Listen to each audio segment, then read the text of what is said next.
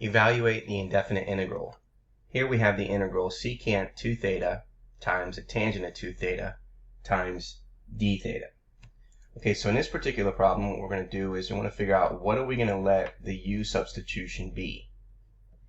So in this scenario, we're looking at 2 theta. So we're going to go ahead and let u equal 2 theta. Step number 2, we're going to take the derivative of both sides with respect to theta. So we end up getting du, which is going to equal the derivative of 2 theta is going to be 2 d theta.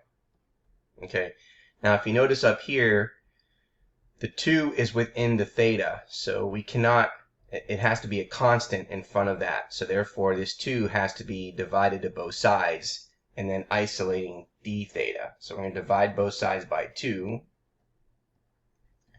And therefore we end up getting 1/2 du is going to equal d theta. Okay, now I'm going to rewrite the original question. So we have the secant of 2 theta times the tangent of 2 theta d theta. Okay, so now we're going to use the u substitution. So we know that 2 theta is equal to u. So therefore we're going to have the secant of u times the tangent of u, and then we know that d theta is going to equal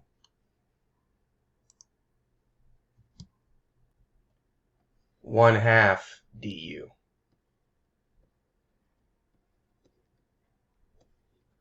Okay, so we're going to go ahead and factor out the constant, which is 1/2, and now we have the secant of u times the tangent of u du. Okay, so now we got to go back and remember our trig identities when we take the antiderivative.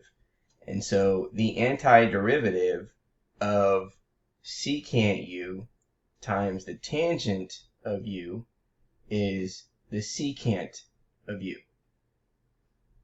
So you want to make sure that you recall, derivatives and antiderivatives of those trig functions. So I'm going to go ahead and paste that in here, but you want to keep that handy. So if you notice here, the antiderivative here, okay, here's a derivative column, here's the antiderivatives. The antiderivative of the secant x tangent x dx is secant x plus c. So therefore, we're going to end up with the following. We're going to have 1/2